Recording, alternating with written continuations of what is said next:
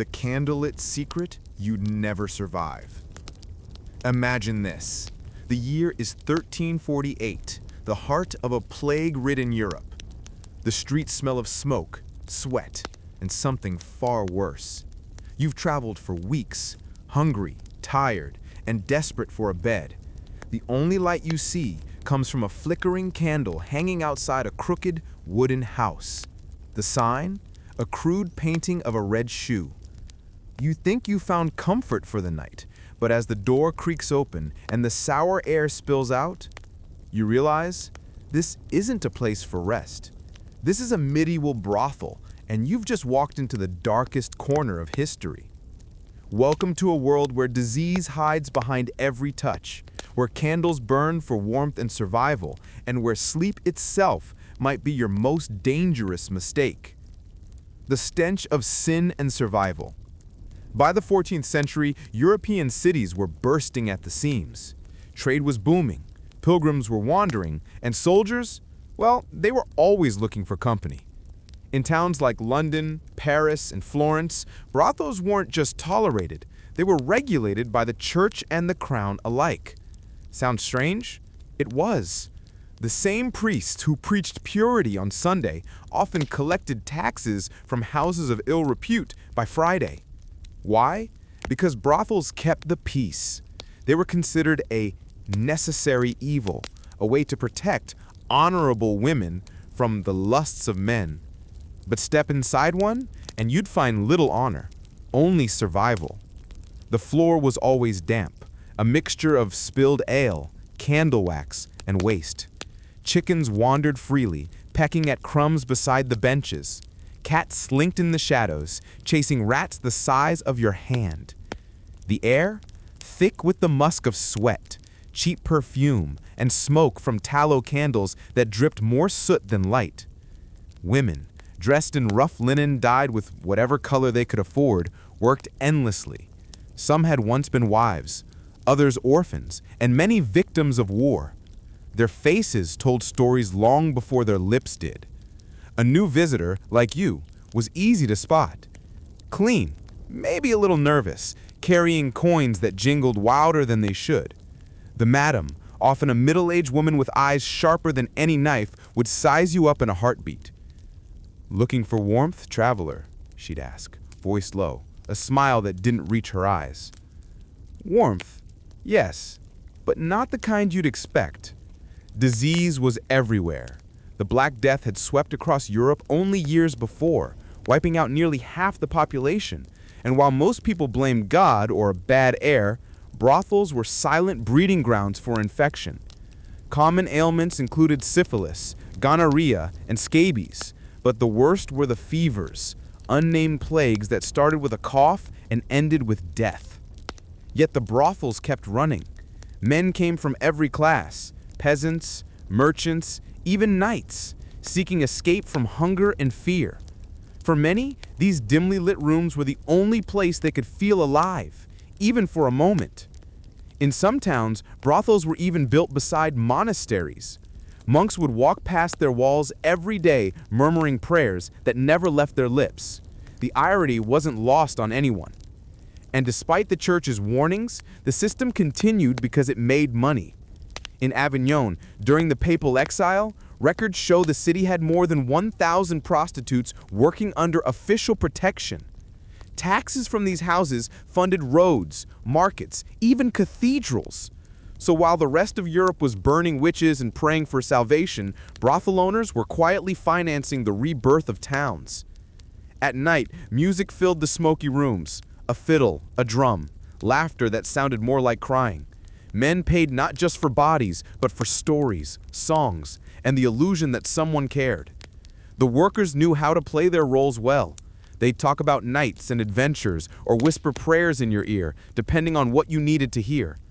But beneath the painted smiles and laughter was exhaustion. Many women lived only to their 20s, their bodies ravaged by infection and childbirth. And when they grew too old, they were thrown out, replaced by younger faces who thought they were escaping poverty, not walking into it. For you, a modern visitor, the night would be unbearable. No mattress, Just a straw-stuffed sack crawling with fleas, no clean water, only ale thick enough to hide the taste of dirt, and no privacy. The walls were thin, the air heavy with sound. You'd lie awake listening to footsteps, coughing, whispers, and the occasional scream.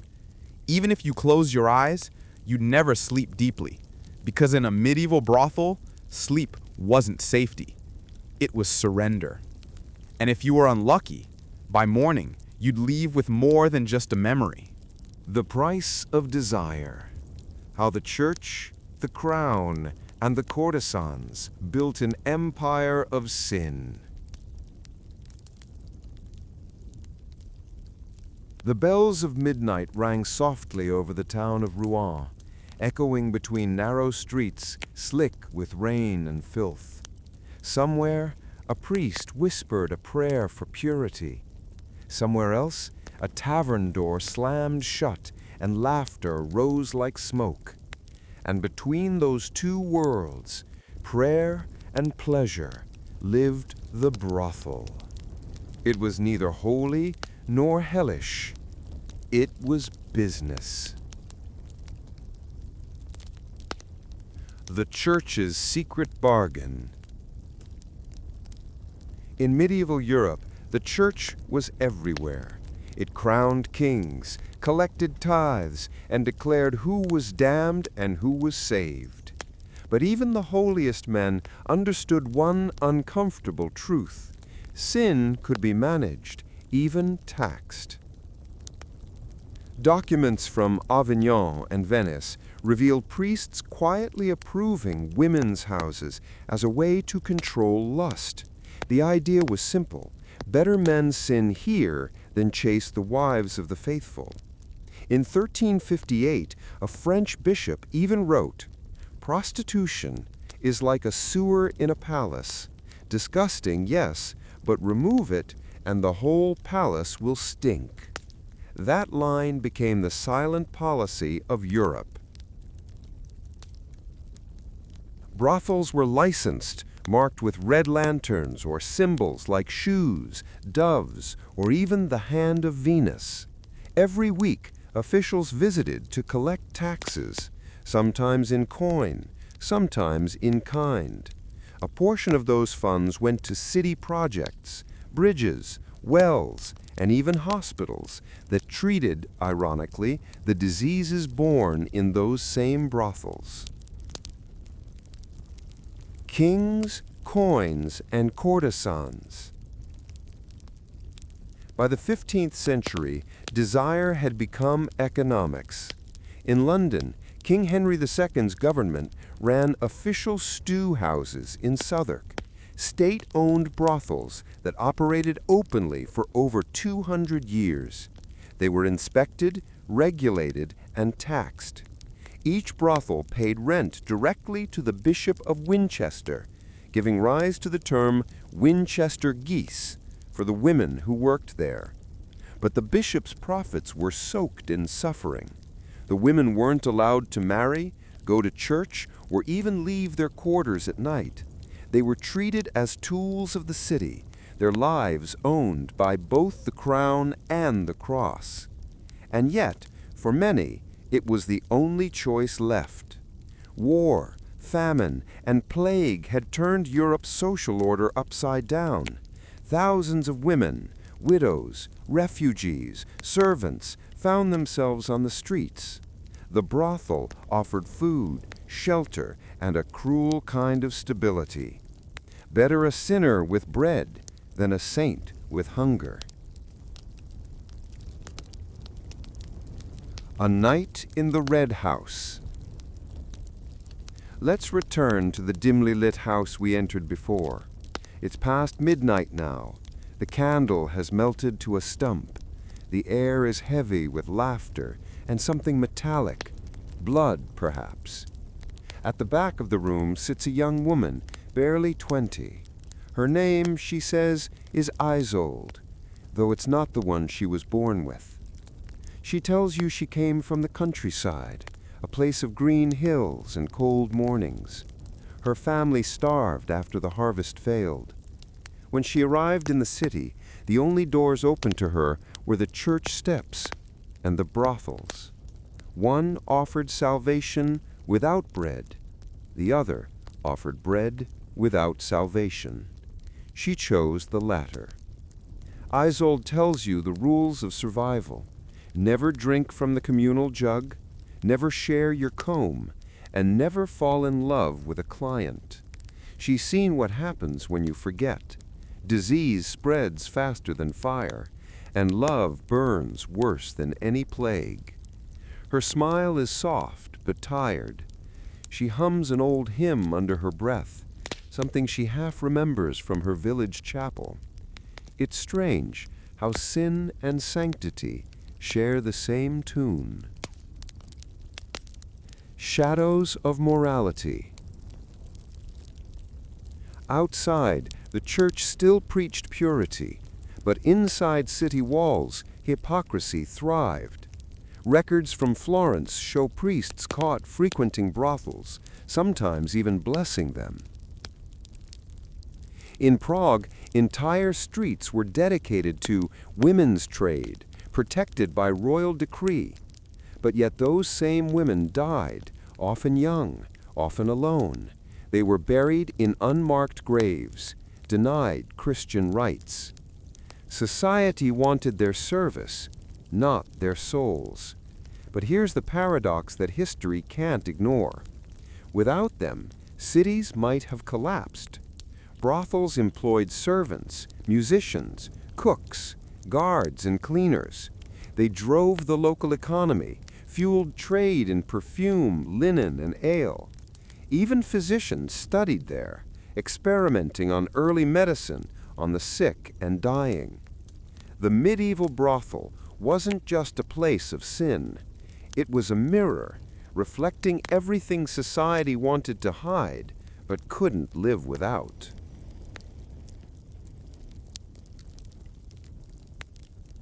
The dawn comes slowly. As morning light filters through the cracks in the wall, the brothel grows quiet. Men stumble out into the fog, clutching their cloaks, pretending not to see one another. The women clean up what's left behind, spilled ale, broken glass, and the lingering scent of smoke and sweat.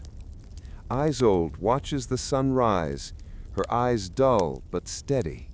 In another hour, she'll sleep, not because she's at peace, but because exhaustion leaves her no choice. She survived another night, and in a world ruled by plague, hunger, and men's whims, that's no small miracle. Plague, perfume, and the price of touch. How disease shaped desire in the Dark Ages. The year is 1349. A single breath can kill you. The Black Death sweeps through Europe like a curse, leaving behind empty towns and silent churches. Bodies pile in the streets, carts creak under their weight, and priests whisper last rites until their voices give out. And yet, in the shadows, behind shuttered doors, candles still burn in brothels. Desire, it seems, doesn't die with fear. It only hides beneath the skin. Death in the air. For every nobleman buried in silk, a dozen nameless women are buried without prayer. The brothel becomes both a refuge and a grave. Customers arrive with trembling hands, seeking comfort from the cold. They believe, foolishly, that warmth might protect them.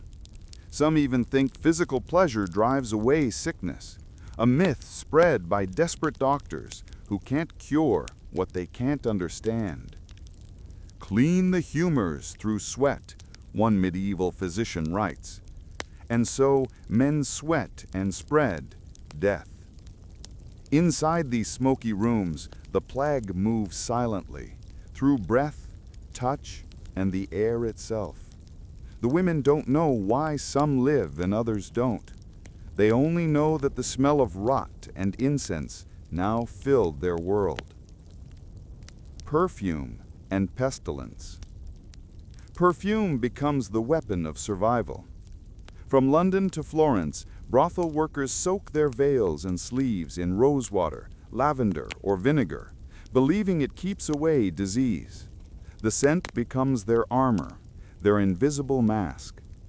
But under the perfume lies another smell, one of decay, sweat, and smoke. Medieval people didn't bathe often. Water was thought to weaken the body. So instead, they covered the scent of death with spices, herbs, and oils. In Venice, merchants make fortunes importing cinnamon, clove, and amber from the East. Those same perfumes that waft through noble palaces also hang heavy in the brothel, but for a different reason. There, perfume isn't luxury, it's survival. A whiff of rosemary masks infection. A few drops of vinegar cleanse a wound. A pinch of ash hides what no soap can. And yet the smell of sickness always returns. Between flesh and faith, as the plague spreads, the church grows harsher. Priests preach that sin caused the pestilence, that the women who sell their bodies are the reason for God's anger. But those same priests still come at night, cloaked and silent, their holy words forgotten at the door. Confession by day, corruption by candlelight. In Paris, laws are passed to close the brothels, but within months, new ones open, hidden, smaller, more dangerous. The hunger for human touch refuses to die, even as the world itself is dying. For many, these encounters are not about lust anymore. They are about loneliness. When the streets are empty and the bells toll endlessly, even the sick crave the comfort of another heartbeat. And so the brothel becomes something unexpected, a sanctuary, a place where people can pretend for one night that death isn't waiting outside. The healer and the sin. Among the workers are a few who become healers in their own right. They learn to recognize symptoms, the swelling under the arms, the blackening skin, the fevered eyes. They mix herbs and poultices, not from books, but from memory. No one calls them doctors, but they know more about pain than most physicians ever will. One such woman, Magda of Liebeck, appears in Germantown records from the 1360s. A woman of the night, accused of heresy, but also credited with saving dozens of plague victims using a mixture of garlic, wine, and crushed marigold. History remembers her as a sinner, but perhaps she was simply a survivor. The living and the lost. When plague finally loosens its grip, Europe is transformed. Entire villages vanish, fields go untended, and the air feels too still. But the brothels, the red lantern houses, the bath houses, the hidden rooms behind taverns endure. Why? Because desire, in its simplest form, is a rebellion against death. Each touch says, "I'm still alive." Yet survival comes at a cost. Many of the women who lived through the plague bear scars, inside and out. Some lose their hair, others their voices. Some lose faith altogether. They've seen too many lovers cough their last breath, too many bodies carried out before dawn, too many candles burned for men who never returned. The rat's lesson. By the end of the 14th century, a new kind of fear replaces the old, not of plague, but of poverty. Cities begin to rebuild, trade revives, and as merchants grow rich, they crave luxury, not survival. Brothels evolve too. The rough tavern rooms give way to houses of pleasure, velvet curtains, painted faces, and music drifting through open windows. But the filth remains. The rats never leave. They scurry beneath the floorboards, reminders of what still lingers in the dark. Europe moves on, But the brothel remains its heartbeat, hidden and necessary, whispering the truth no one wants to hear, that civilization itself was built between hunger and desire. Morning after. The world outside begins to heal. Church bells ring not for the dead, but for weddings and harvests. New markets open, ships return to sea, and the air smells once again of bread instead of ash. But for women like Isolde and Magda, there is no rebirth, only endurance. They are the ghosts beneath history's grandeur.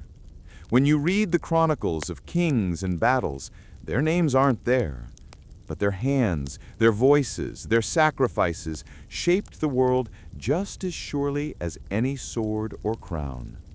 They were the unseen nurses of the dying, the comforters of the lonely, the unforgotten builders of cities that never thanked them. And so, when you close your eyes tonight and imagine that flickering candle in a medieval room, remember, you wouldn't last a night there, but they did. The Courtesan's Renaissance, how pleasure became power in the age of art and empire. The year is 1492. Columbus sails west. Leonardo sketches flying machines, and Florence hums with the sound of genius. Europe is awakening, and so is desire. The plague has faded, but not the hunger it left behind. Men crave beauty the way the starving crave bread. And in this new world of art and empire, a new kind of woman rises. Not a peasant, not a queen, but something far more dangerous. She is called the courtesan, and for the first time in centuries, pleasure begins to wear the face of power. The art of seduction. The courtesan's world is not the muddy brothel of the Dark Ages. It is candlelight on silk, music on the lute, wine poured into crystal. In Venice, the city of masks, the courtesan becomes both muse and monarch. She reads poetry, quotes Plato, and debates philosophy with noblemen who would never let their wives speak so freely. To the church, she is sin personified. To the artists, she is perfection. To herself, she is survival refined into elegance. Men come to her for pleasure, yes, but also for wisdom, for conversation, for the illusion of love without consequence. In a world where women are silenced, she learns to turn silence into currency. The rise of the honest courtesan.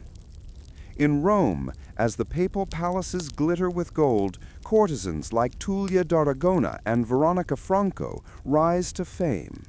They are educated, wealthy, and untouchable. Women who can write poetry, host salons, and charm ambassadors.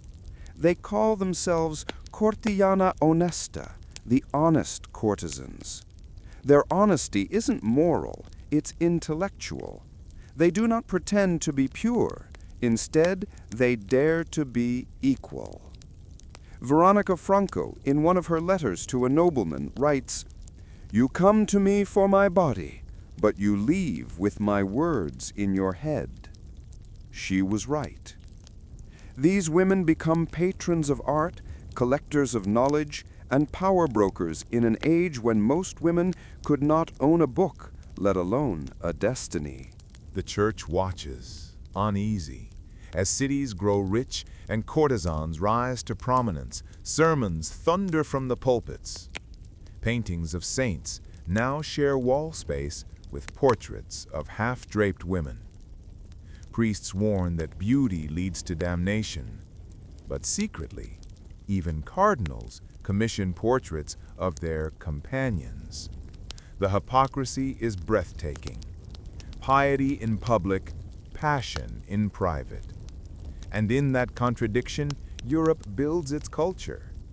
The courtesan's bed becomes a throne of influence. She whispers into the ears of dukes and cardinals. She decides which artist finds a patron, which poet is remembered. Behind the marble statues and frescoed ceilings, history is being written, not by kings or popes, but by women whose names are barely whispered in textbooks. The tools of power. Her weapons are not swords or crowns, but perfumes, letters, and language.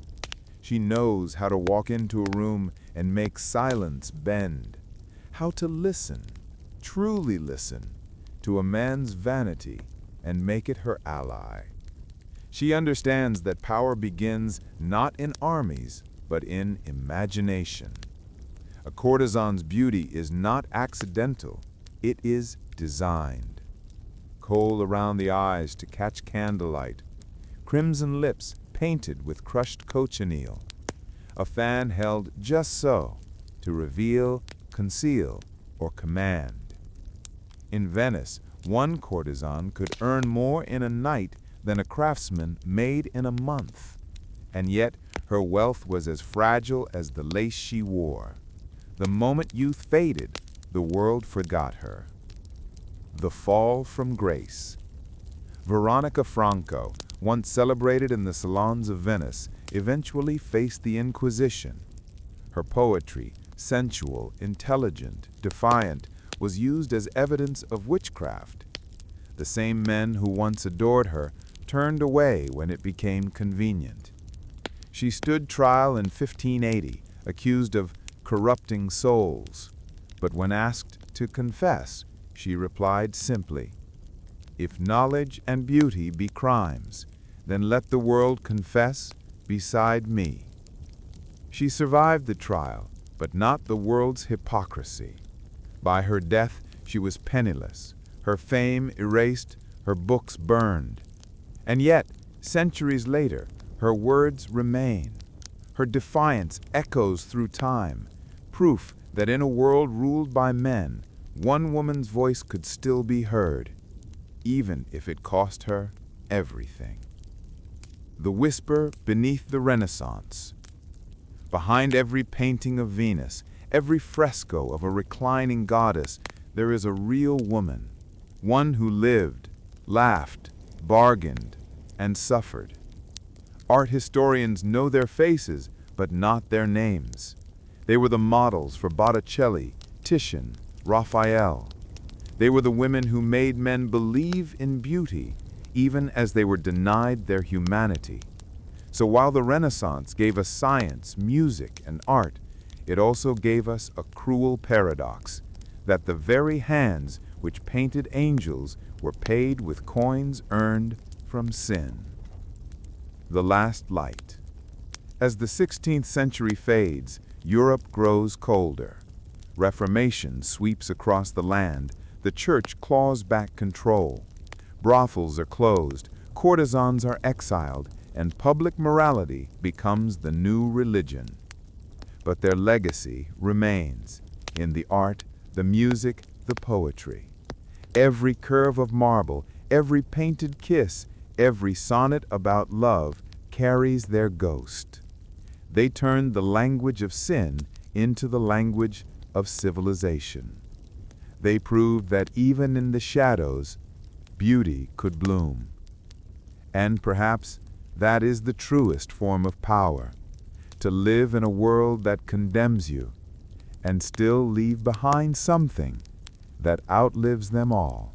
The fall of flesh, when the West tried to erase desire and failed. The Renaissance faded like a candle left burning too long. The songs of Venice grew quiet. The laughter of salons turned into whispers of sermons. By the early 1600s, Europe had grown weary of beauty. Art gave way to austerity. Silk gave way to black cloth. The age of the courtesan was ending, not with fire, but with shame. The Puritan Rebellion. In England, the Puritans rose, men and women who believed pleasure with sin and desire the devil's whisper. They smashed stained glass, burned theaters, and shut down the taverns where music once played. Even King Charles I's court, famous for its indulgence, fell to moral outrage. The Puritans believed that the body itself was corrupt, that salvation could only be found in denial. And yet, behind locked doors, nothing changed. The same men who banned dancing still paid visits to the same women they condemned. The human heart, it turned out, was harder to control than any law. When Oliver Cromwell's government outlawed brothels in 1650, London simply drove them underground. They flourished in secret, hidden behind taverns, masquerading as coffee houses or lodging rooms. Even the newly arrived coffee, once a symbol of sobriety, became a front for sin. London's underworld became a mirror of its virtue, and the two could not exist without each other. The return of the Restoration. After Cromwell's death, the monarchy returned, and with it came the pendulum swing. The court of Charles II exploded with indulgence. Theaters reopened, perfume returned, laughter filled the city again. The king himself was known for his lovers. Nell Gwynn, a former orange seller turned actress and courtesan, became a national celebrity. Unlike the Renaissance courtesans of Venice, Nell's fame was rougher, louder, and born of survival. She was witty, unashamed, and beloved by the common people, who saw in her the one thing no noblewoman could show: honesty. When a crowd once booed her carriage, thinking she was another royal mistress, she shouted back, "Pray, good people, be civil. I am the Protestant whore." The crowd roared with laughter. For a moment, England's most famous sinner became its most beloved voice. But even in this age of charm and wit, danger never left the brothel door. The Great Plague of 1665 and the Great Fire of 1666 devastated London. When the city rebuilt, it tried to clean itself, not just with stone and brick, but with morality. The authorities began to see prostitution as a public health threat, not just a sin. By the 1700s, syphilis had become epidemic, spreading across Europe's cities. Doctors, still ignorant of bacteria, used mercury to treat it, a poison that killed almost as many as the disease itself. And while the poor were punished for immorality, the rich simply hid their vices behind curtains and courtyards. The Age of Empire and Hypocrisy. By the 18th century, Europe was sailing the world. The British Empire grew vast, trading tea, silk, and human beings alike. And as men conquered continents, they carried their desires with them. In India, Africa, and the Caribbean, colonial soldiers established comfort houses and compounds, brothels that served as grim reflections of empire itself.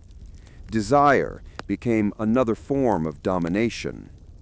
Back home, London's Covent Garden turned into a red light district before the term existed. Pamphlets circulated listing the names and descriptions of the city's sex workers, called the Covent Garden Ladies. It was part gossip, part guidebook, and entirely hypocritical. A society that publicly condemned what it privately consumed. The Victorian Veil. Then came the Victorians, the 19th century's masters of repression. They built railways, wrote novels, and covered table legs with cloth, because even the sight of a carved limb was considered improper. To the world, Queen Victoria's Britain was the pinnacle of morality. But beneath its lace and law, London had over 50,000 registered prostitutes by mid-century, one for roughly every 12 men. Parliament passed the Contagious Diseases Acts, 1864 to 1869, allowing police to detain any woman suspected of prostitution and subject her to invasive medical exams without trial. Men, of course, faced no such scrutiny. It was the same story, repeated for centuries: shame for the poor, silence for the powerful. The women who fought back. But not everyone stayed silent. Writers like Josephine Butler, a reformer and activist, began to speak out. She called the Contagious Diseases Acts legalized cruelty and toured the country giving speeches, shocking in an era when women were expected to stay quiet. Her campaign worked. By 1886, the acts were repealed. But Butler's legacy was bigger than the law. She changed how people spoke about women, sin, and society. She forced the public to confront what history had always tried to hide: that fallen women were not villains, but victims of a world built on double standards. The shadow that never shades. By the end of the 19th century, Europe was industrial, powerful, and deeply anxious. Technology advanced, but morality regressed. Brothels were shut down, rebranded, and reopened again under new names: dance halls, boarding houses, private clubs. And through it all, human desire endured, unashamed, unkillable. You can outlaw pleasure, but you can't outlaw loneliness. You can close the doors, but the light behind them always finds a way out. That is the lesson history teaches again and again.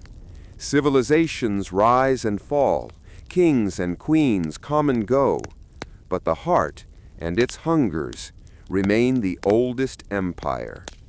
The modern mirage, from the jazz age to the digital age. The world woke from its long Victorian dream with a shudder. Steam trains screamed, factories burned through the night, and cities began to hum with electricity and ambition. The old rules cracked, the corsets loosened, and the sound that filled the new century wasn't a sermon, it was jazz. The roaring 1920s, freedom in fragments. After the devastation of World War I, the West was desperate to feel alive again. Millions of men had gone to war and never returned. Those who did came home haunted, seeking distraction in music, drink, and touch. In Paris, brothels were licensed again. Artists and soldiers crowded into red-lit rooms where music from gramophones mingled with cigarette smoke. In New York, Harlem pulsed with rhythm, a revolution of sound and soul where repression finally began to crack.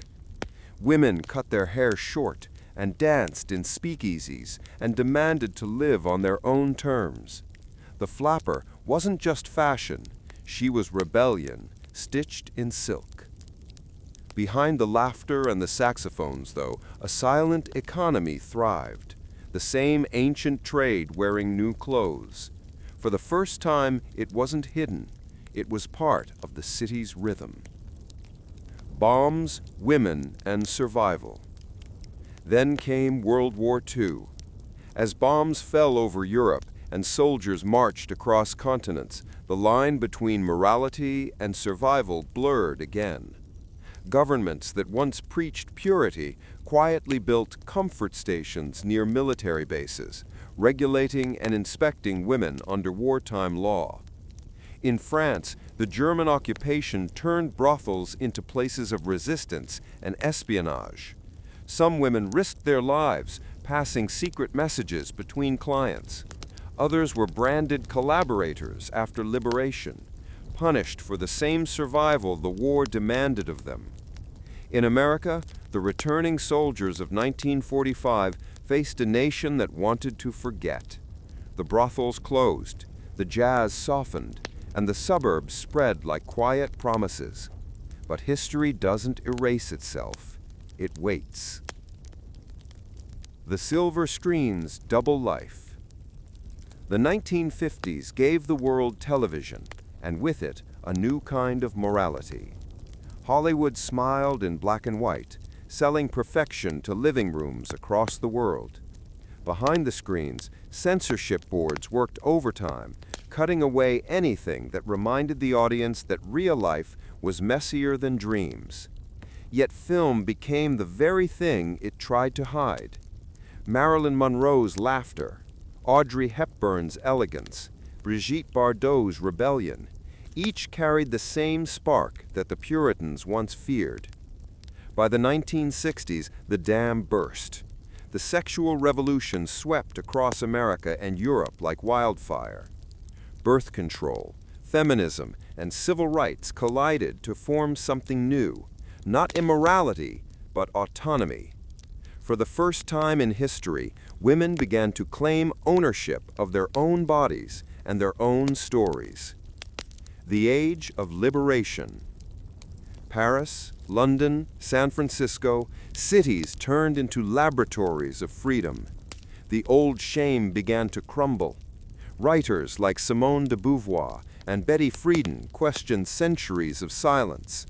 Music and art reflected the same cry, to be free from hypocrisy.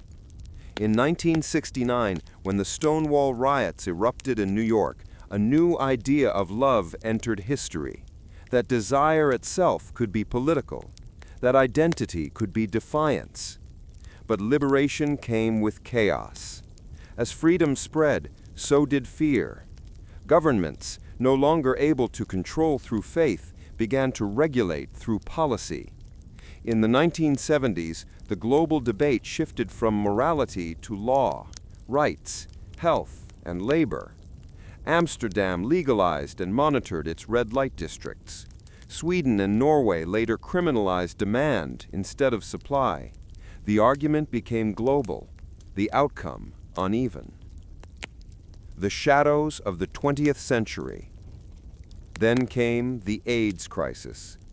In the 1980s, cities like New York, Paris, and San Francisco watched entire communities vanish. At first, fear ruled. Governments looked away. The church returned to old sermons, and Shane made a cruel comeback. But from the ashes rose activism. Doctors, artists, and marginalized workers stood together, demanding truth, medicine, and dignity. The world learned that disease wasn't divine punishment, it was biology, and that compassion, not judgment, was the cure. By the end of the century, the brothel and the street had been replaced by something new, the screen. The digital age. The internet changed everything.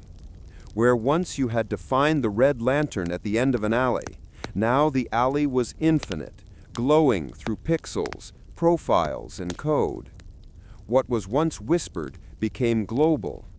Desire, conversation, and commerce fused into one digital marketplace, private, borderless, and unstoppable. Europe passed new laws to regulate it. America debated morality all over again. And for the first time, the people who once had no voice began to speak for themselves, online, publicly, and without shame. Technology didn't invent desire, it simply revealed how vast and how human it truly is. A mirror of civilization. From medieval brothels to modern cities, the story is never really about sin. It's about survival, power, and the endless search for connection. Every age tried to control it. Every empire tried to erase it. And every time it returned, changed in form, but not in essence.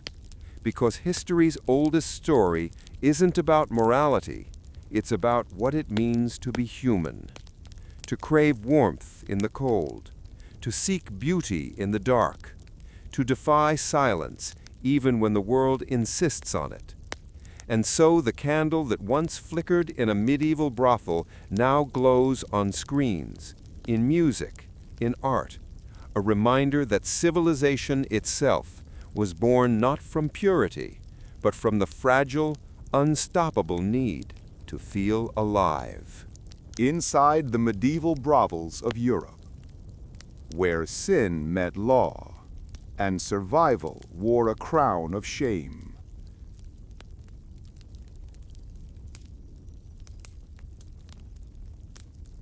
The birth of the red lanterns. In the 12th century, the cities of Europe began to swell, stone by stone, soul by soul. Merchants, knights, and pilgrims flooded through gates that had once closed at dusk. Markets hummed, cathedrals rose, and gold replaced prayer as the pulse of progress. And wherever men traveled, desire followed. By the time Paris, Venice, and London became trading giants, brothels had quietly become part of their foundations. They were not secret dens, they were licensed, taxed, and sometimes even protected by the same councils that built cathedrals. In Toulouse, Avignon, and Florence, brothels stood proudly near bridges and markets, lit by red lamps or painted signs of Venus, a warning to some, a welcome to others. The Church's paradox. To understand medieval brothels, one must understand the Church, the architect of both condemnation and control.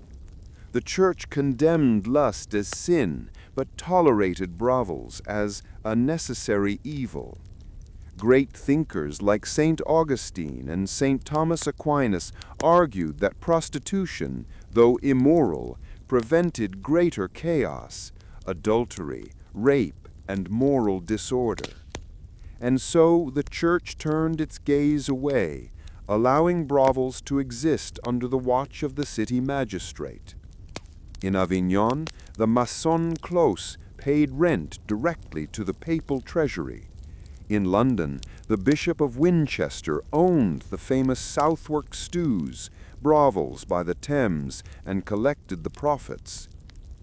It was a system built on contradiction, sin as business, morality as disguise.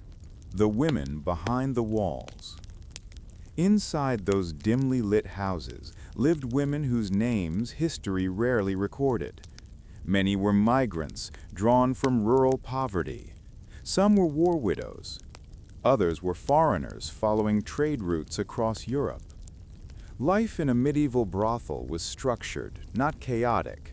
A madame, sometimes called the abbess, managed the house, kept order, and paid city taxes. Workers were expected to attend church, avoid public fights, and wear identifying clothing, often stripes or veils of a specific color, marking them as outside respectable society. They were both visible and invisible, seen daily, yet denied names and rights. A woman in such a house might earn her bread and roof, but never her freedom. Some cities, like Nuremberg and Barcelona, allowed them to leave after paying off their debts. Others trapped them for life, their earnings swallowed by rent, food, and fines. Still, in a world where women had little choice, brothels became a strange kind of refuge, harsh yet predictable. The architecture of desire. A medieval brothel was not the exotic palace of later fantasy. Most were modest two-story houses built along the edges of rivers or near city gates. The rooms were small, lit by candles or oil lamps. Walls were painted with saints or flowers, a mixture of guilt and beauty. Visitors often entered through side doors to avoid the main street, though in some towns the trade was open, even celebrated during fairs and festivals. In Venice, the city's Castelletto quarter became so famous that visiting merchants wrote home about its rules and rituals. The women there dressed in bright colors, sang from balconies, and greeted clients like performers in a nightly play. Everything was regulated: prices, working hours, and even medical inspections. Not because of compassion, but because disease was bad for commerce. law, medicine, and morality. By the 14th century, city councils began keeping detailed records. Brothels were subject to municipal law, and public women were required to register. The medical science of the time was primitive, but towns began assigning physicians of the women, tasked with checking for illness. This wasn't about protection, it was about containment. Authorities feared contagion more than compassion. At the same time, literature began to mirror this duality. Writers like Chaucer and Boccaccio created characters, witty, tragic, human, who lived between laughter and loss. They revealed what official documents did not, that behind the labels of fallen or sinful, there beat hearts capable of humor, wisdom, and kindness. When plague came to town, the Black Death, 1347 to 1351, changed everything. When 1/3 of Europe perished, the old certainties collapsed. Brothels emptied as fear replaced desire. Priests declared the plague a punishment for sin, and many houses were burned or banned. But when the plague passed, cities revived, and so did the trade, because no matter how many sermons thundered, human need proved stronger than doctrine. The Renaissance of Shadow. By the 15th century, Europe began to glow again, art, science, and commerce all awakening together. And in that light, the brothel evolved once more. In Florence, courtesans became educated companions, patrons of art, literature, and music. In Venice, some brothels became salons, where philosophy mingled with perfume and poetry. The line between sin and sophistication blurred. To the outside world, these women were still condemned. To kings and artists, they were muses. Leonardo da Vinci sketched them, poets praised them, and painters hid their likenesses behind halos. The brothel, once a place of shame, became a mirror of culture itself, reflecting both its beauty and its hypocrisy. The fall into silence. By the early 1500s, as the Protestant Reformation swept across Europe, moral winds shifted once again. Martin Luther and other reformers condemned prostitution as corruption incarnate. Cities closed their licensed houses, and women were driven into the shadows once more. The era of tolerated brothels ended, replaced by criminalization, shame, and secrecy. But though the doors were shut, the story did not end. Desire found new paths, and the memory of the medieval brothel, half sin, half sanctuary, remained etched into Europe's streets, art, and soul. The legacy beneath our feet. Walk today through Paris's Rue Saint-Denis, Venice's Calle della Mandola, and London's Southwark, and you walk on history that still breathes. Beneath modern cafes and glass towers lie the buried walls of those medieval houses, places where faith and flesh, law and survival danced in fragile balance. Their story is not about scandal, it's about humanity, flawed, resilient, endlessly searching for warmth in a cold world. And perhaps that is why the candlelight of the Middle Ages still flickers in the modern imagination, because it reminds us that morality is rarely about purity, but always about how we treat those the world chooses not to see. The silence before the storm. Shadows of forbidden desires. Night descended upon the old continent like a hush before confession. The streets glimmered with candlelight, yet beneath the glow lay 1,000 secrets unspoken, passions the church would not name, longings that rulers could not regulate. Europe stood at a crossroads of faith and flesh, of sin and salvation, of the body and the crown. The echoes of the past still lingered, of taverns that once laughed too loud, of chambers where silk whispered more truths than sermons ever dared. Now those echoes grew faint. The age of reason had begun, and with it came judgment sharper than any sword. In the grand cities of London, Paris, and Vienna, morality became a weapon dressed as virtue. The same streets that once welcomed desire now trembled under surveillance. Men who preached holiness built monuments to discipline. Women who once sang freely now walked with lowered eyes. It was an age that worshipped purity, but secretly fed on temptation. Behind velvet curtains, nobles carried the same hunger they condemned. They called it vice in public, yet sought it in private chambers. The hypocrisy of civilization grew heavier, and under its pressure, human desire took new, hidden shapes. Every era has its underground. Beneath the cathedrals and palaces, the forbidden world adapted. In dimly lit salons, poets and courtesans spoke in codes about freedom, about love, about the right to feel. They disguised rebellion as romance. Art became the language of desire.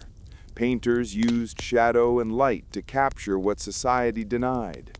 Musicians composed pieces that trembled with restrained passion. And writers, with ink that burned like confession, gave words to what everyone felt, but few dared to say.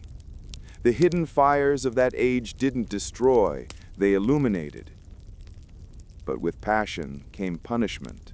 The law grew harsh. The whisper of accusation could ruin a life. Thousands vanished into prisons, asylums, or silence. Yet the more society repressed, the more art and humanity fought back. In the quiet corners of Europe, new ideas bloomed. Equality, expression, the right to live by one's own truth. The struggle for freedom was no longer about land or wealth, it was about the soul. It was the dawn of a revolution, not of armies, but of emotion. As dawn approached, the world stood changed yet unchanged. Desire had survived every sermon, every law, every wall of shame. It waited, patient and eternal, knowing that no empire, of church or crown, could silence what makes us human. And from that twilight, a new voice began to rise, one that would soon rewrite history in the century to come. The city of veils, inside the medieval brothels of Europe. The bells of the cathedral tolled midnight, and across the narrow stone alleys of a medieval city, lanterns flickered like secrets. The sound of prayer from the church towers mixed with laughter from the taverns. Between the world of the sacred and the profane stood another realm, quieter, hidden, and ancient as desire itself. It was the world of the brothel, a place both condemned and tolerated, both cursed and needed. In the heart of the medieval city, behind wooden doors and painted shutters, the oldest profession took on a new face. Here, history wore perfume and silk. Here, the forbidden became a mirror reflecting the truths society could not admit. The architecture of shadows. Medieval brothels were not the grand palaces of pleasure one might imagine. They were part of the city's living anatomy. In London, they lined the riverbanks of Southwark, just beyond the jurisdiction of the church. In Paris, they hid near the Seine under discreet signs, while in Florence and Venice, they were tucked between wine shops and bathhouses. Each city had its code, a red lantern, a carved rose, or a crescent moon on the door. These signs whispered rather than shouted, signaling not sin, but sanctuary, for some a refuge from hunger, for others from loneliness. The interiors were dim, intimate, and simple. Wooden beams, tapestries faded by candle smoke, small shrines to saints at the corners, for in this paradoxical space, faith and flesh coexisted uneasily. The air carried the scent of rosewater and wax, and somewhere in the distance a lute played softly, like a confession in song. The Church and the Crown, a pact of hypocrisy. Officially, the Church denounced brothels as dens of sin, yet in practice they tolerated them. Why? Because suppression never worked, and regulation brought revenue. In many cities, the church and state reached a silent pact. Brothels could operate outside cathedral walls or across bridges where sin could be contained and taxed. Priests preached purity from the pulpit, while kings issued licenses to stew houses. It was moral contradiction at its finest, a society that punished women for selling what men constantly bought. The irony was bitter and constant. The same clergy who condemned the women in sermons sometimes appeared cloaked and silent at their doors by night. The medieval brothel was more than a business. It was a mirror showing Europe's double face. The women of the house. They came from everywhere. Abandoned daughters, widows, orphans, refugees of war. Some were sold by desperate families. Others chose the trade as a last defense against starvation. Within the walls of the brothel, they formed a strange sisterhood, bound not by blood, but by survival. Madams, often older and shrewd, managed the establishments. They kept order, paid bribes to guards, and protected their women as best they could from both clients and authorities. A few even rose to quiet influence, known to merchants, nobles, and spies alike. But behind every laugh and every painted face was a silent story of a girl who once sang in a village choir, of another who had loved a soldier who never returned. Their beauty was both armor and weapon, their charm a form of self-defense. In the brothel, roles reversed. Men entered powerful and left disarmed, confessing fears and secrets. It was said that in those dim rooms, kingdoms were planned and betrayed, not on battlefields, but between whispers on silk pillows. Between sin and sanctuary. To outsiders, brothels were pits of vice. To insiders, they were paradoxes, both prison and protection. Within the walls, women could earn, eat, and speak, small freedoms denied elsewhere. Outside, they were pariahs, refused burial in consecrated ground. Inside, they could laugh, share meals, and even learn to read letters left by clients from faraway lands. Some brothels had chapels. Women prayed before beginning their night's work, asking forgiveness for sins they hadn't chosen. The line between guilt and grace blurred, and faith became less about purity than endurance. The economics of desire. Brothels were not merely tolerated, they were integral to the medieval economy. In London's stews, rent was collected by city officials. In Venice, taxes from pleasure houses funded bridges and hospitals. In Paris, certain houses were under the direct protection of nobles, who viewed them as both business and necessity. A night's earnings fed not just one woman, but her child, her mother, her absent brother at war. Through the currency of desire, entire families survived. The paradox deepened. Society mocked and shunned these women publicly, yet relied on them privately to maintain social order. Even moralists admitted, quietly, that a city without brothels would be a city on fire. The cultural mirror.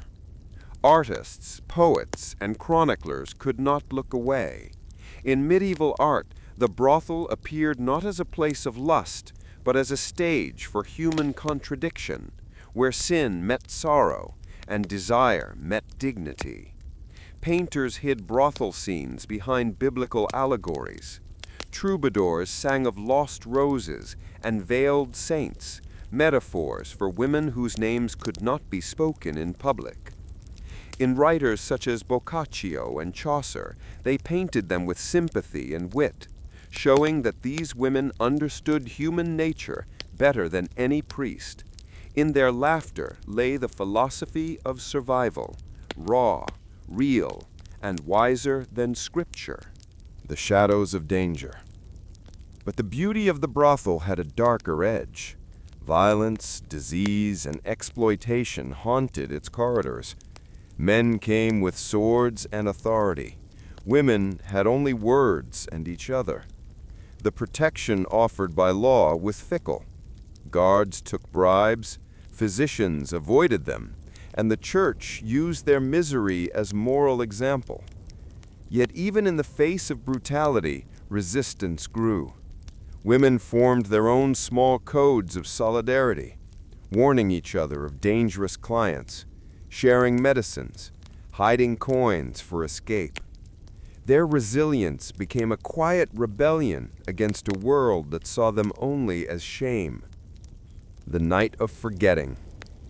At dawn, when the church bells rang for morning prayer, the doors of the brothel closed.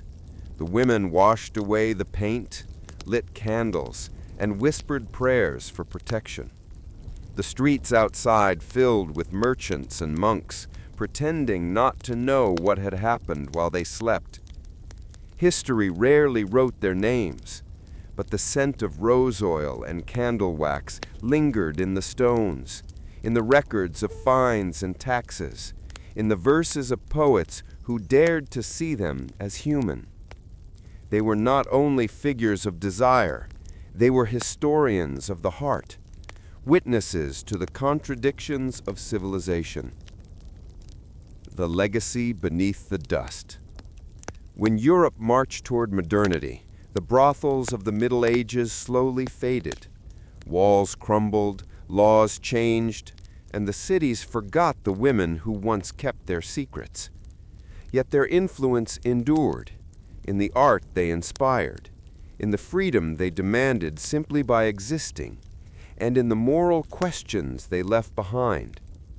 Their story was not about sin or virtue. It was about survival. In a time when women owned neither land nor voice, they owned their presence, their wit, and their power to unsettle hypocrisy. The medieval brothel was not only a place of pleasure, it was a reflection of an age that tried to divide body and soul, and failed. For as long as people love, fear, and dream, that world will never be entirely gone. Its echoes live on in art, in song, and in the quiet human wish to be seen, even in the shadows. Epilogue. And so, as the last lantern of the night flickered out, the city slept again, on its surface, pure, underneath, restless. History may forget their names, but not their truth, because in the silence of stone walls, you can still hear the whispers of those who lived between judgment and mercy, the women who turned darkness into dignity and shadows into stories. The age of reason and the iron cage, when morality became law. The Renaissance had ended in light. The next age began in logic. Europe, newly confident in its own intellect, declared that reason, not passion, would govern humankind. Yet every new dawn casts a longer shadow, and in the bright halls of philosophy, another silence settled. The silence of those whose bodies built the modern world, but whose voices were rarely heard. This was the Enlightenment, the birth of machines, the ticking rhythm of factories, the clang of iron shaping destiny. Desire, once painted in gold and song, was now disciplined by clocks and codes. Humanity had learned to measure the stars, but also to measure itself. Setting: the machine and the body. In the early 1700s, Europe transformed its hands into engines. Steam hissed in workshops, chimneys pierced the sky, and the rhythm of work replaced the rhythm of prayer. But the human body could not vanish. It adapted. Women who had once survived on the margins of medieval towns now crowded into textile mills, laundries, and cramped boarding houses. The trade of intimacy gave way to the trade of endurance. Morality and economy marched side by side. Reformers preached purity as efficiency. A disciplined worker was a moral worker. Brothels, once taxed by kings, were now raided by police. The same society that had profited from desire now sought to sanitize it, replacing tolerance with surveillance. The new philosophers. The thinkers of the Enlightenment, Voltaire, Rousseau, Locke, spoke of liberty, equality, and the natural rights of man.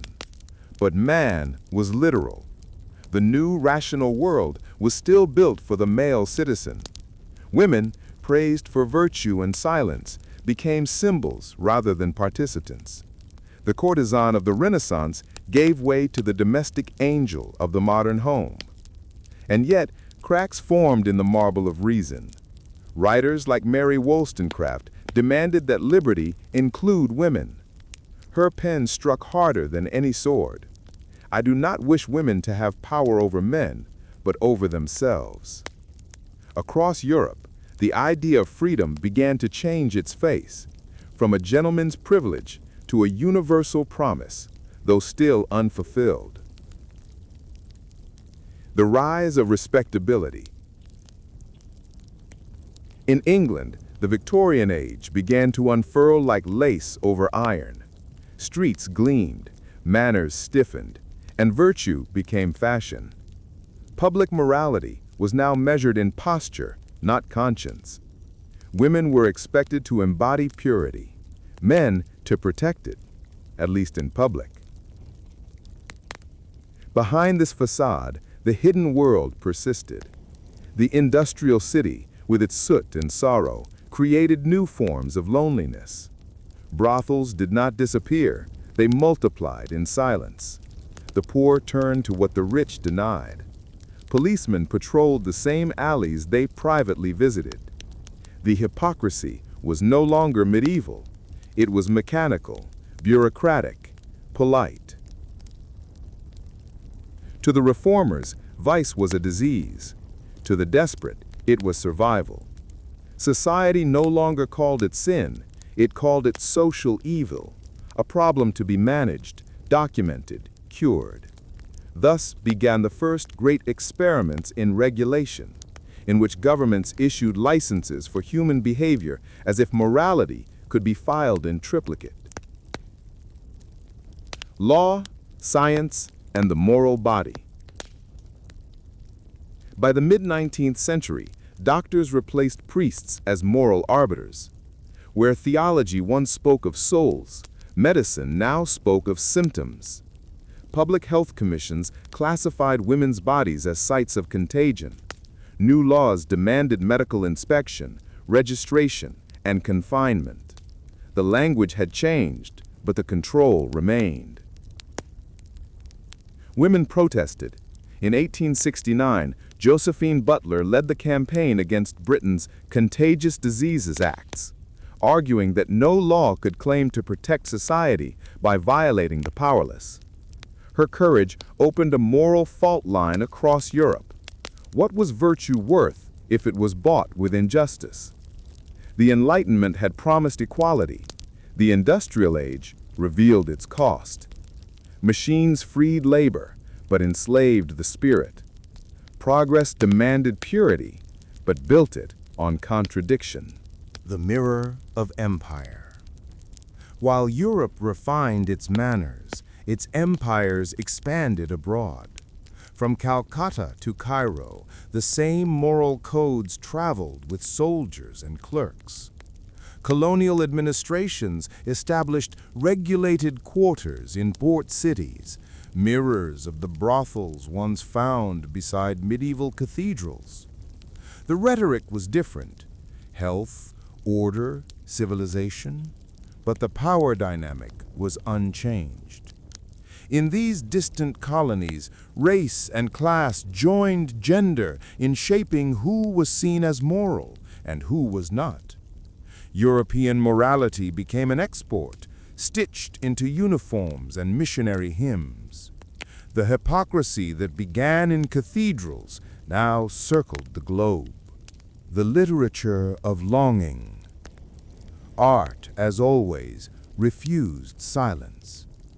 The 19th century's greatest novels, Madame Bovary, Anna Karenina, Tess of the D'Urbervilles, spoke not of saints or kings, but of ordinary women crushed between passion and propriety. Their stories scandalized polite society precisely because they were true. Poets like Baudelaire and Whitman wrote of desire not as corruption, but as life itself. Painters turned their eyes from angels to laundresses, from myth to the modern street. The body, once hidden, began to reclaim its dignity through art, even as law and gossip tried to erase it. Roses of rebellion. By the late 1800s, the iron cage of respectability began to rust. Factories had created a new working class. Revolutions whispered through Europe. Women organized for suffrage, education, and labor rights. Some came from the same quarters that polite society had condemned. The movement was not only political, it was deeply human. It declared that morality could not exist without justice, that dignity could not be confined by gender. The same streets once patrolled for vice now echoed with marches for freedom. The age that had begun with reason was ending with conscience. The turning clock. As the century turned, electric lights replaced candles. The modern city gleamed, its windows transparent, but its secrets intact. Brothels became hotels, courtesans became actresses, desire became advertising. The market had absorbed morality itself. Yet something fundamental had shifted. The moral wars of the Enlightenment had forced Europe to confront its own reflection, to ask whether progress without compassion was progress at all. The old brothel doors of the Middle Ages were long gone, but their ghosts remained, reminding every new civilization that humanity cannot legislate its own heart. The heart in the machine. When night falls on the industrial city, the hum of machinery softens into a different rhythm, the human pulse. A century of reform, repression, and revolution had changed laws, but not longing. The people of this new age still sought the same warmth that medieval poets sang of, the same understanding that Renaissance artists painted in marble. The Enlightenment had taught humankind how to think. Now it would have to learn again how to feel. And so, beneath the iron and smoke, history prepared itself for another turning, toward the age of emancipation, the birth of rights, and the slow rediscovery of compassion. Because even in an age of reason, it is the heart that keeps the world alive. The century of fire and freedom, rebirth from the ashes. The 20th century did not arrive quietly. It came like thunder over old cathedrals, shattering every illusion Europe had built about reason, virtue, and order. The Enlightenment's perfect symmetry was broken by cannon fire. Its ideals were tested and trenches flooded with mud and blood. If the 19th century had asked what morality meant, the 20th asked what humanity itself was worth. The First War, when morality collapsed.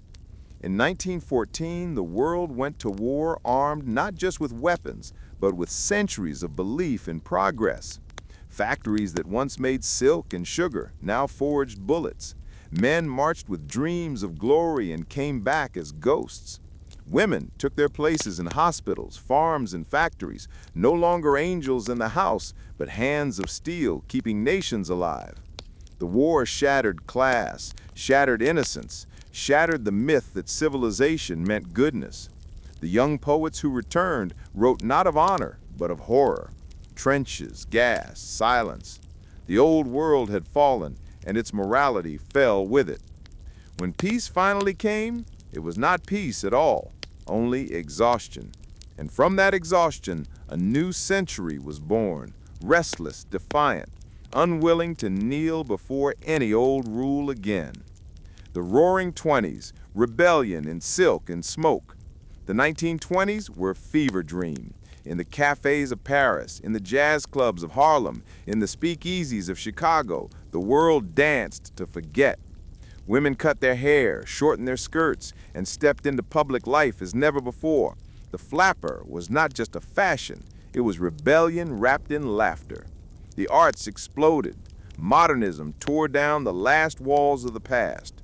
Painters like Picasso fractured reality on canvas. Writers like Hemingway and Woolf wrote truth without permission. The new generation wanted to live, not repent. But the freedom of the 1920s was fragile, a candle burning at both ends. Behind the music, old powers gathered again. The shadows of fascism lengthened across Europe, whispering of order, purity, control. And once again, the world sleepwalked toward fire. The Second War, humanity at its breaking point. 1939, the world tore itself apart once more. This time, the destruction was total. Cities turned to dust. Millions vanished in camps, entire continents scarred. The language of morality became hollow. What meaning did virtue have in a century that had built gas chambers? And yet, amid that darkness, humanity's truest light began to flicker. Compassion. From the ashes of Europe rose a new vow, never again. The United Nations, the Universal Declaration of Human Rights, the first global cry that dignity belonged to all, not just to some. Women who had driven trucks, built bombs, and buried brothers refused to return quietly to kitchens. The war had forced open a door that could never again be closed. The post-war world, the age of Reconstruction. The 1950s dawned like a sigh of relief. The world wanted comfort, suburbs, television, steady jobs. But beneath the surface, tension brewed. The same society that celebrated peace enforced conformity. Housewives smiled in advertisements while dreaming of escape. Men who had survived the battlefield now wrestled with silence. In America, a quiet revolution began. Civil rights movements demanded justice. Voices long ignored began to speak. Music turned into rebellion, Elvis, jazz, blues, then rock and roll. Youth became a force, not a footnote. In Europe, cities rebuilt from ruins found themselves haunted by memory. The old prostitutes of the 19th century were replaced by neon lights and cinema screens, yet the longing remained the same, the search for meaning in a world that had seen everything. The 1960s, when the world learned to breathe. Then came the storm of color. The 1960s broke open every wall, political, cultural, moral. The air itself seemed to hum with change. Marches for peace, protests for equality, music that questioned every tradition. The generation born from war refused to live in its shadow. Women took to the streets demanding autonomy. Students occupied campuses demanding truth. Artists shattered the silence with sound and film. The phrase, "make love, not war," was not a slogan. It was a plea for humanity to rediscover tenderness. For the first time, freedom meant more than survival. It meant self-expression. The individual became sacred, and yet, with freedom came confusion. Without the old rules, how would humanity define itself? By the 1970s and 80s, the revolution had moved from the streets to the screen. Television, advertising, cinema, all became mirrors of a new kind of morality, the morality of visibility. Fame became faith. Beauty became currency. The world was no longer ruled by kings or priests, but by narratives who controlled the story, controlled the soul. And so new icons emerged. Artists, activists, and visionaries who blended art with conscience. In music, Bowie and Lennon sang of peace and identity. In politics, figures like Mandela and Martin Luther King Jr. showed that justice was not abstract, it was lived courage. But progress came with paradox. The more humanity displayed itself, the more it feared its own reflection. The century of freedom was also the century of anxiety. The end of the century, global voices. As the century neared its close, the Cold War melted, and the world became connected by invisible threads of technology. For the first time, a message written in one corner of the planet could be read instantly in another. The human story became a single shared narrative, beautiful, chaotic, digital. Walls fell. Berlin, apartheid, censorship. And yet new walls rose, of inequality, isolation, and virtual silence. Still, the world had learned one unshakable lesson from its century of fire. No system, no empire, no ideology could own the human spirit for long. The heart that survived. The 20th century had been cruel and magnificent. It had built the airplane and the atom bomb, written symphonies and signed genocides. It had given birth to both the concentration camp and the civil rights movement. It had taught the human race how easily goodness can vanish and how stubbornly hope survives. In the ruins of the past, one truth echoed. The heart does not evolve by law, only by empathy. The morality of the future would not be written in codes or commandments, but in understanding. The same lesson whispered by history's forgotten souls, from medieval brothels to modern metropolises. Epilogue, toward the 21st century. As midnight fell on December 31st, 1999, fireworks lit the sky across continents. The new millennium arrived not with conquest, but with connection. For the first time in human history, the entire world looked at the same light at the same moment and believed, for a heartbeat, that maybe progress and compassion could finally walk together. And yet, the century's scars remained visible. The wars, the revolutions, the loves, the losses. The 20th century did not end, it transformed into memory, still alive in every freedom humanity enjoys and every injustice it has yet to mend. Because the story of civilization has always been the same, a story of control and release, fear and forgiveness, silence and song. And as the clock struck 12, humanity stood between its past and its promise, ready at last to begin again. The hidden women of the medieval world, voices behind the walls. The chronicles of medieval Europe are filled with the names of kings and knights, of wars and crusades, of saints and sinners. Yet between the lines of every parchment, another story breathes, quiet, invisible, enduring. It is the story of women whose names were never written, but whose hands built the world that history forgot. They lived behind veils, walls, and whispers, in convents and cottages, marketplaces and manors. They were healers, midwives, weavers, servants. Some prayed, some rebelled, all survived. This is their chapter. The Silent Foundation. In the early medieval ages, power spoke Latin and wore a crown. Yet beneath that glittering surface, the rhythm of daily life was kept alive by women. They baked, brewed, healed, taught, and managed entire households while the men were away at war or worship. To historians, these women often appear as shadows, unnamed figures in manuscripts or frescoes. But without them, the medieval city could not have breathed. A peasant woman knew the secrets of herbs, the cycles of seasons, the signs of illness and birth. A noblewoman ruled her estate in her husband's absence, balancing trade, justice, and diplomacy with silent precision. Society called them weak. History reveals them as the invisible architects of endurance. The convent walls.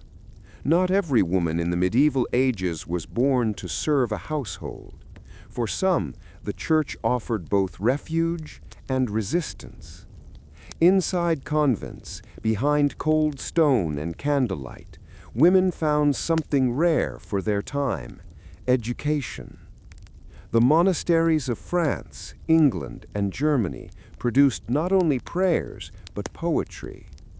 Think of Hildegard of Bingen, who wrote music and medicine, blending faith with science in an age when women's intellect was doubted. Her letters reached popes and emperors, yet she called herself a feather on the breath of God. For many women, the convent was both sanctuary and cage, a place where they could learn, write, and think, but only within sacred walls. The world beyond still called them souls to be saved, not minds to be heard. The chains of custom. The medieval world was built on hierarchy: king above knight, knight above serf, man above woman. Law itself reflected that order. In many towns, a woman could not own property, testify in court, or choose her husband. Marriage was a contract between families, not hearts. And yet, life always found cracks in law. In villages from England to Italy, women ran taverns, traded cloth, sold pottery, and managed guild workshops. Some even became respected merchants, dealing in spices and silk from the East.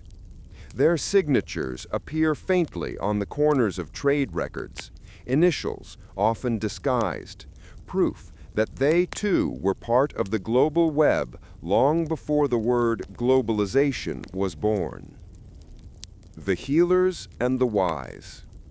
Beyond the church and city walls, in forests and fields, lived the wise women, healers who kept alive the memory of older, earth-centered traditions.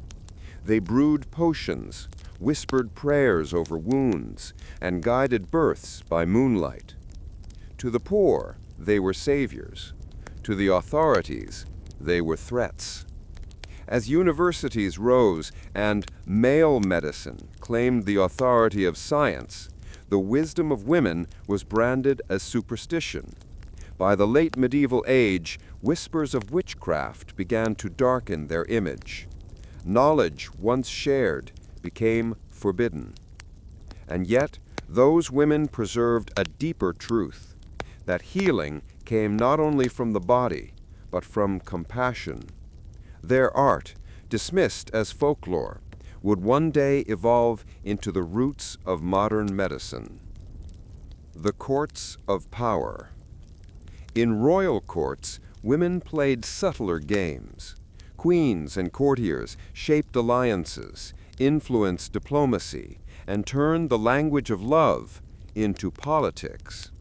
In France, Eleanor of Aquitaine transformed court culture with her Courts of Love, where poetry and chivalry redefined how Europe thought of romance.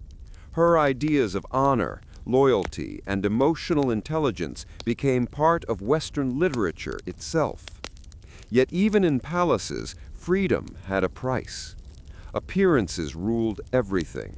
A gesture, a word, even a look could determine a woman's fate. The same world that praised grace punished boldness. Still, they learned to bend power without breaking, the art of survival masked in elegance. The artists and the forgotten. While monks illuminated manuscripts in abbeys, women embroidered stories on fabric. The Bayeux Tapestry, that vast, intricate record of conquest, was likely stitched by anonymous women's hands. Their thread was their voice, and it still speaks. From troubadour songs in Provence to anonymous prayers in illuminated books, women's art filled the gaps where history refused to write. Many songs sung by wandering minstrels were first composed by women, but carried under men's names. Their art traveled farther than their bodies could ever go. The weight of silence. By the late medieval era, Europe began to harden its social order. Religion grew stricter. Urban laws grew tighter, and women's freedoms, once fluid, became confined again. Those who spoke too loudly were silenced as heretics or witches. Those who stayed silent were buried in anonymity. But silence is not absence. It is a form of resistance, the kind that waits. And in that silence, the seeds of later revolutions were quietly sown. The turning of the age. When the Renaissance dawned in the 15th century, it claimed to rediscover the dignity of man. But in truth, it rediscovered the dignity of humanity, and that included the women whose resilience had carried civilization through the Dark Ages. The new art, the new learning, the new curiosity, all of it grew on the foundations they had kept alive. The nuns who preserved manuscripts, the healers who kept knowledge of herbs, the wives who managed estates, they were the quiet bridge between medieval faith and modern reason. History remembers the conquerors, but it is the caregivers who make continuity possible. The echo that remains. Close your eyes and imagine a medieval village at dusk. The church bells fade. The marketplace empties. Smoke rises from the hearths. Somewhere, a woman finishes her day, her hands raw, her back bent, her eyes bright with a wisdom older than any book. She is not recorded in history, but she is history. For every banner waved in war, she has sewn 1,000 cloaks. For every sermon on virtue, she has lived 10 quiet acts of kindness. For every law that bound her, she has found a way to endure. Her story is not about power. It is about persistence, the slow, unyielding strength that carries humanity through its darkest nights. Epilogue, the unwritten chronicle. When we read the chronicles of the Middle Ages today, the margins still whisper. Between the names of kings and saints, we find traces, initials, recipes, songs and letters, fragments of lives too vast for parchment. Those fragments are the true history of the medieval world, not of conquest, but of compassion, not of power, but of perseverance.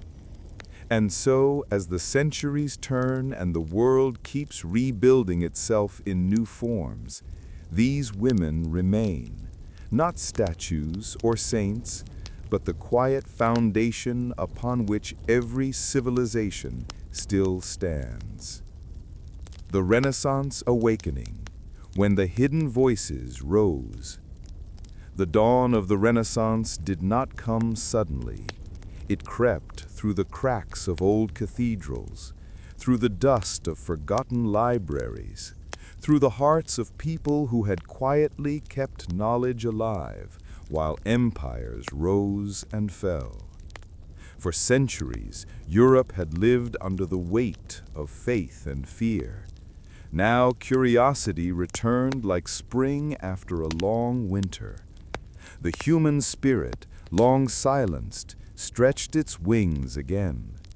The world was rediscovering itself, and within that rediscovery, the silent women of the Middle Ages began, at last, to be heard. The rebirth of the mind. The word Renaissance means rebirth, not of kingdoms, but of thought. Artists studied the human body not as sin, but as miracle. Philosophers turned from heaven to earth, asking what it meant to live, to feel, to choose. Printing presses began to whisper across Europe, turning ink into revolution. Books, once chained in monasteries, now traveled in wagons and pockets. Knowledge, no longer reserved for a few, began to belong to all. And with it came a new kind of courage, the courage to question. The women who wrote in the shadows. Though men like Da Vinci and Michelangelo filled the pages of history, behind the glow of their genius stood another light, smaller but persistent. Women began to write. Christine de Pizan, born in Venice and raised in France, became one of the first professional writers in Europe. In her Book of the City of Ladies, 1405, she imagined a city built entirely by and for women, a vision so radical that it still shines 6 centuries later. She asked the question that echoed through the ages: if women had written the stories, would history look the same? Others followed, poets, patrons, translators, using the pen as quiet defiance. Their works spoke not of rebellion, but of recognition. They wanted not thrones, only truth. The art of revelation. In Florence, Venice, and Rome, art became the language of rebirth. Painters searched for the divine in the human face. Sculptors carved stone into life.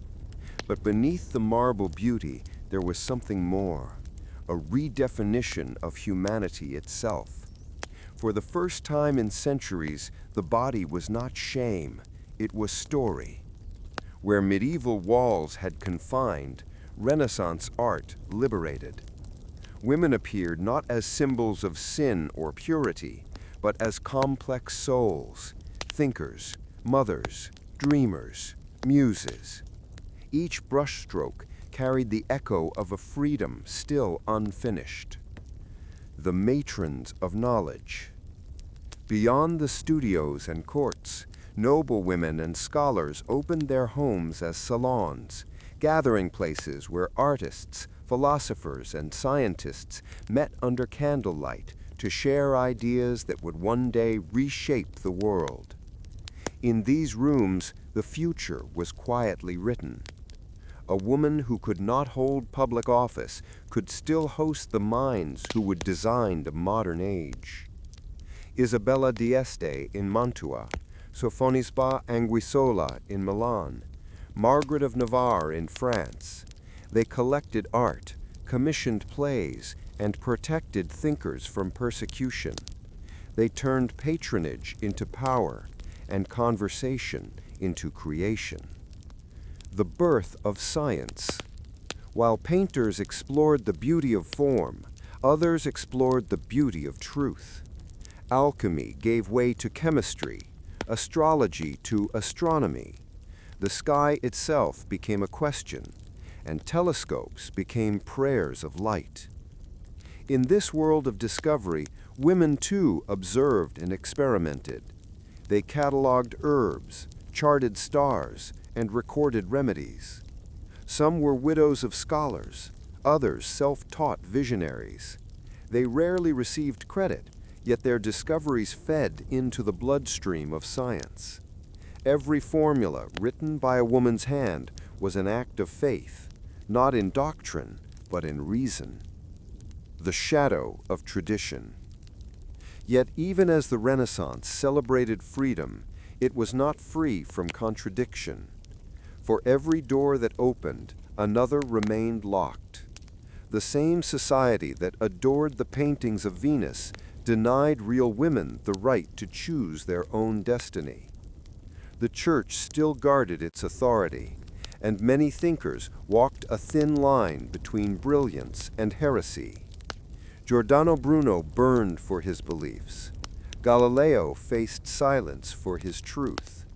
Women, already doubly vulnerable, learned to veil their ideas beneath allegory and art.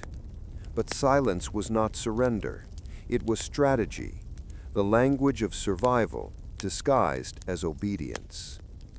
The expansion of the world. In the late 15th century, ships left European ports and returned with spices, silk, maps, and a dangerous certainty that the world was far larger than any scripture had described. This age of discovery was not only geographical, it was psychological. Contact with new lands and peoples shattered Europe's illusions of being the center of creation. And in the ports and palaces where cultures met, women once again became translators, mediators, record keepers. They learned foreign tongues, brokered trade, and preserved stories that would shape cross-cultural memory. The world was expanding, and so was the idea of humanity. The seeds of change. By the early 1500s, reform was brewing in every corner, in politics, art, and faith. Martin Luther's theses shook the Church. Humanist scholars re-examined the ancients. Philosophers asked whether reason could coexist with belief. Amid this turbulence, a quiet revolution continued: education. Printing made it possible for women to read and teach. Schools and academies slowly opened their doors, first to the daughters of the wealthy, then to others. It was not equality yet, but it was the beginning of awareness, a whisper that would become a movement centuries later. The legacy of light. When the Renaissance finally faded into the modern world, it left behind more than art and architecture. It left a transformation of perspective, that the individual mattered, that curiosity was holy, that creation itself was divine. And the women who had once been hidden behind medieval walls were no longer shadows. They were the keepers of continuity, the invisible bridge between faith and freedom, between the sacred and the scientific.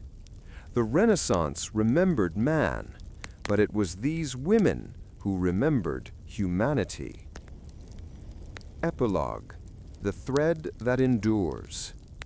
From the quills of poets to the brushes of artists, from the whispers of healers to the debates of scholars, the same thread runs: the will to know, to express, to exist. History often calls it the rebirth of man, but perhaps it was the reawakening of humankind. The Renaissance did not create that light. It merely revealed what had always been burning quietly, in convents, in cottages, in hearts. And as the 16th century gave way to the modern age, those hidden voices began to sing again, not in secrecy, but in symphony. The Age of Enlightenment, when thought became revolution. The Renaissance had awakened curiosity. The Enlightenment set it on fire. If the Renaissance was a whisper of rebirth, the Enlightenment was a roar of reason, a storm of ideas that swept through the salons of Paris, the coffee houses of London, and the printing presses of Amsterdam. This was the century when reason challenged faith, when liberty began to question power, and when the invisible threads of knowledge connected continents. And behind every philosopher, every pamphlet, every argument that dared to defy kings and priests, there were also women, thinkers, and dreamers who refused to remain silent any longer. The light of reason. In the 17th and 18th centuries, Europe stood on the edge of transformation. The telescope and the microscope had shattered humanity's illusions of being the center of creation. Newton had mapped the heavens. Locke had mapped the mind. The universe, once divine mystery, was now a system of laws, knowable, measurable, and magnificent. But reason was not cold. It was a flame, lighting the darkness of superstition and tyranny. And as it spread, it revealed another truth long buried beneath centuries of custom, that knowledge itself was power, and power should belong to all. The salons, temples of thought. In Paris, London, and Berlin, conversation became revolution. Ideas no longer lived only in universities or churches. They lived in salons, elegant rooms filled with music, laughter, and argument. These gatherings were hosted, more often than not, by women. Madame Geoffrin, Madame de Staël, Émilie du Châtelet, they created spaces where scientists, writers, and philosophers could speak freely, regardless of rank. Voltaire debated Newton. Rousseau argued with Diderot. Montesquieu wrote about the balance of power, all while sipping tea poured by the same women who shaped their audience. They were not mere hostesses. They were conductors of thought. In their salons, the Enlightenment found its pulse. The philosophy of freedom. The thinkers of this age did not build cathedrals. They built ideas. Their architecture was logic. Their tools were words. They asked questions that still define the modern world. What is liberty? What gives a ruler the right to govern? Are all humans equal by nature? John Locke spoke of natural rights, life, liberty, and property. Montesquieu dreamed of separation of powers. Rousseau imagined a social contract between people and government. These were not merely theories. They were sparks that would ignite revolutions from America to France and eventually across the entire world. And the women who dared to think. For centuries, women had been told their minds were too delicate for philosophy. The Enlightenment burned that belief to ashes. Mary Astle in England asked, "If all men are born free, how is it that all women are born slaves?" Émilie du Châtelet, a mathematician and physicist, translated Newton's Principia into French, a version that scientists still use today. Olympe de Gouges in France wrote The Declaration of the Rights of Woman and of the Female Citizen in 1791, demanding equality not just in theory, but in law. Her words were revolutionary and dangerous. She was executed during the Reign of Terror, yet her voice echoed through the centuries, inspiring the earliest feminists. Their courage turned salons into classrooms and philosophy into protest. A world connected. The Enlightenment was not confined to Europe. Its ideas crossed oceans. In the Americas, colonists read Locke and Montesquieu and began to dream of independence. In India, Persia, and China, scholars translated Western science and mixed it with their own traditions of knowledge.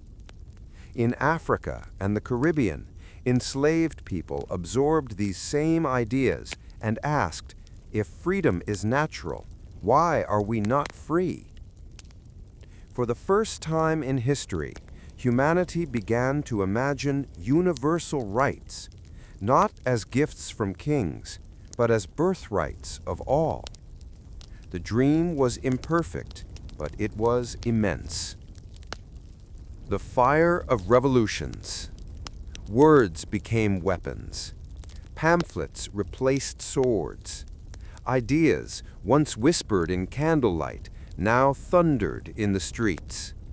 The American Revolution, 1776, declared that all men are created equal. The French Revolution, 1789, proclaimed liberty, equality, fraternity. Yet even as empires fell and republics rose, half of humanity still waited outside the gates.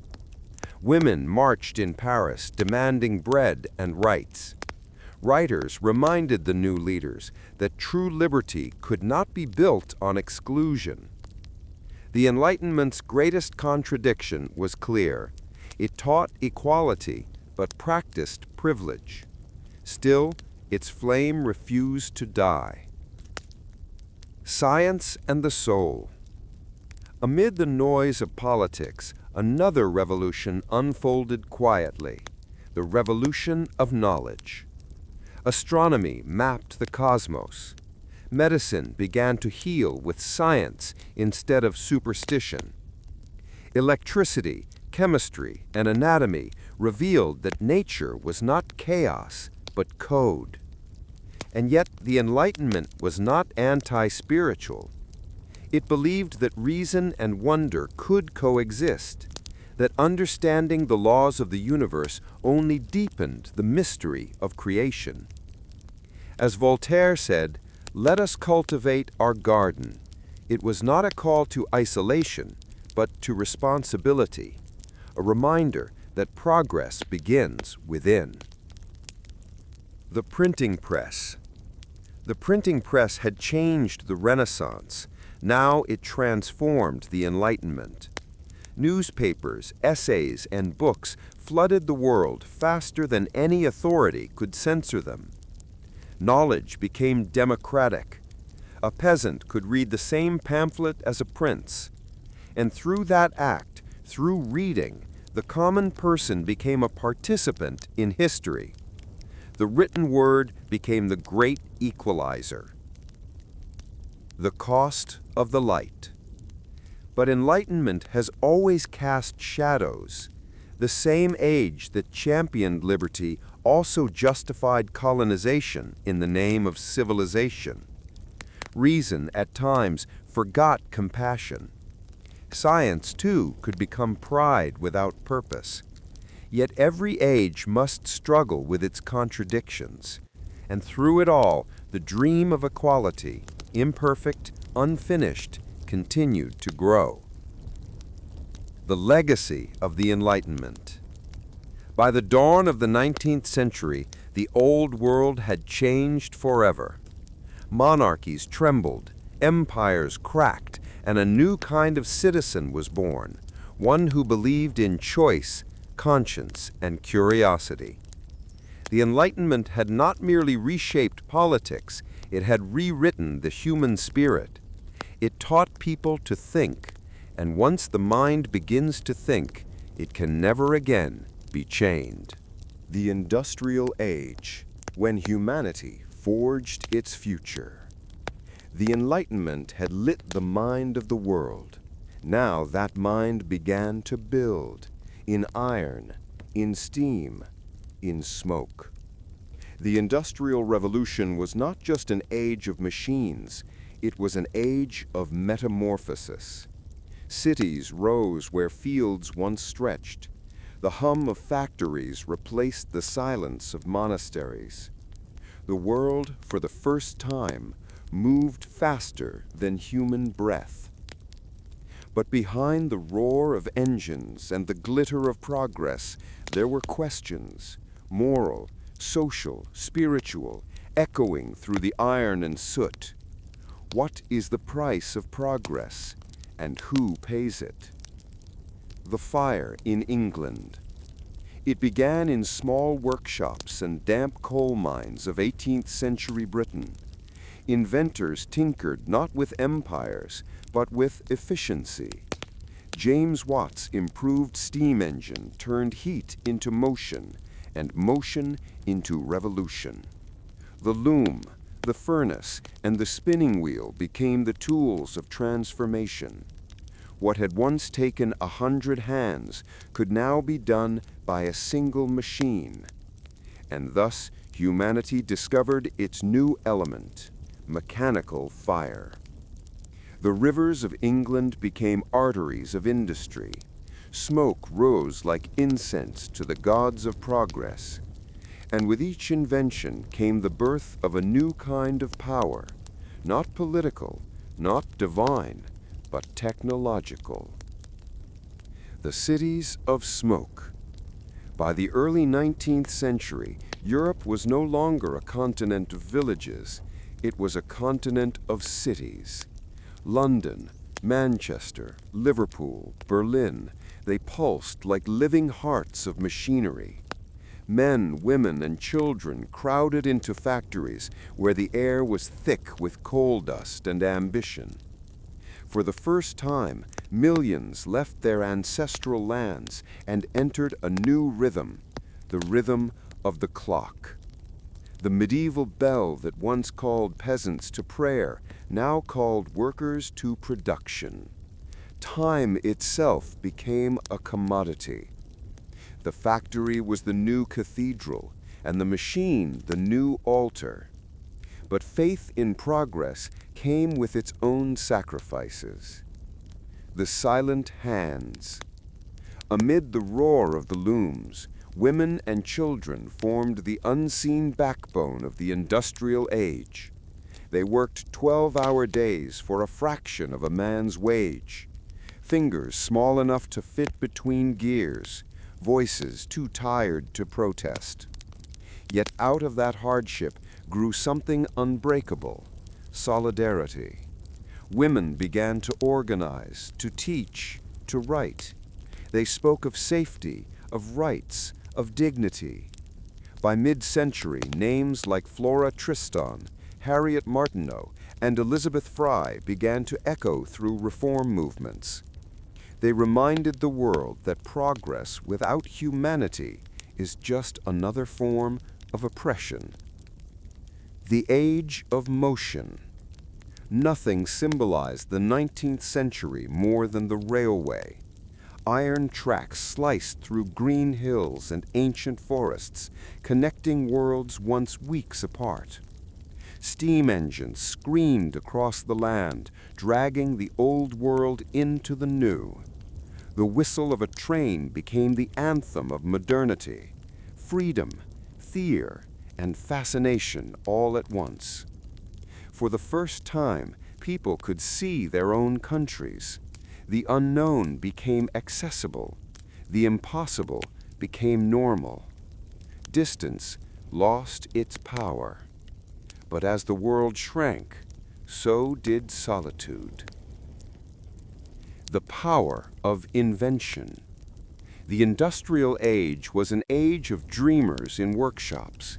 Edison, Tesla, Bell, Brunel, Bessemer, they were not conquerors, but creators. They harnessed light, sound, and motion as if bending the laws of nature itself. Electricity turned night into day. Telegraphs carried words faster than wind. Factories produced at a scale unimaginable a century before. The miracle of invention was everywhere, and yet the world stood on the edge of something darker: pollution, inequality, and disconnection. For every triumph of progress, there was the echo of exhaustion. The empire of industry. Europe's machines demanded more than coal and iron. They demanded colonies. Nations expanded their empires under the banner of trade, but behind it lay hunger for resources and control. Cotton from India, rubber from Africa, tea from China. The Industrial Revolution was not confined to Europe's shores, it reshaped the entire world. Ships carried not only goods, but ideas, capitalism, nationalism, revolution. Factories in Manchester depended on fields in Bengal, markets in Paris on ports in Algiers. The map of the world was being redrawn by steel and steam. The voices of conscience. As smoke blackened skies, new voices rose to defend the soul of progress. Writers like Charles Dickens exposed child labor. Reformers like Robert Owen and Karl Marx asked whether industrial wealth could coexist with justice. Their words spread like wildfire among workers who had nothing but hope. Strikes, unions, and revolts began to stir. The idea of rights, once reserved for kings and philosophers, now belonged to the people.